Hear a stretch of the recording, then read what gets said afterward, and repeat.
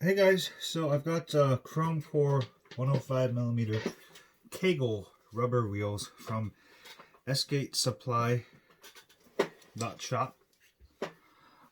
So you can see they're Kegel. It's got Kegel holes. It's a chrome aluminum solid metal in the middle. It's got a short wheel pulley there. And then you can mount it using I got this from DIY Electric Skateboards from Torque Boards. It fits perfectly, as you can see. So compared to the Orangutan Kegel 80mm, this is how big it is. So you can see it's 105mm, so it's pretty big while not being too big. What I like is the rubber wheels, obviously with tread. So at high speed, you're going to get better traction.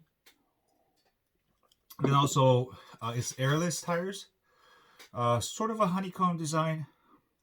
Not a full honeycomb design, but this will give you a lot of sort of that comfort of the rubber wheels over urethane. Alright, it's still not going to be good as pneumatics, but because these wheels are pretty wide, wider than urethane wheels, so it should give you a very good grip, especially around the corners. It's got a concave shape. I can't wait to try it out. Of course, my elbow broke from my wheels, not really made for what I was trying to do. It was basically going 32 miles per hour, which isn't like hugely fast, but then again, it is pretty fast. Anytime you go faster than 25 miles per hour, or even 20 miles per hour, well, I guess the faster you go, the more things it can break. That's why you know, with the higher speeds, that's why I got this after I broke my elbow. So I think it's a good idea. I'll definitely try it out for a few days at least a week, and then give you guys a full review. But if I like it, this is also gonna like really prevent future accidents where my wheels are slipping, because with the concrete roads we have out here, they're just not perfect. They're just not made for urethane. Urethane, you really need that perfect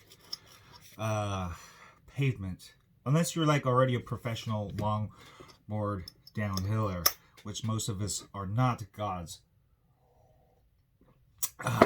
of going super fast. So this will save you.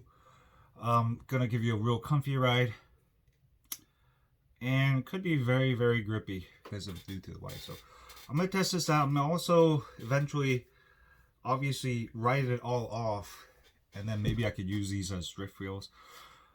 Not sure how that will work, if that will even work, but that's all coming up on this channel. As soon as I fix my elbow, it's been healing pretty well. I got this new robot elbow that allows me to keep it in the angle I want, or I could change the motion. So I'll have a review of this. But as soon as that's, you know, healed enough, I'm gonna still start testing these out, these big babies. As far as weight, they're much heavier than urethane, so you're gonna get much heavier wheels, but much more durable. Solid metal here, aluminum, rubber. I think this is about 60A durometer. So we'll see. But yeah, I haven't posted much because, like, the first few days after I broke my elbow, it was just really hard for me to like do anything with my left hand. But now I can move it around, do a lot more stuff with it. So it's also, the swelling is going down.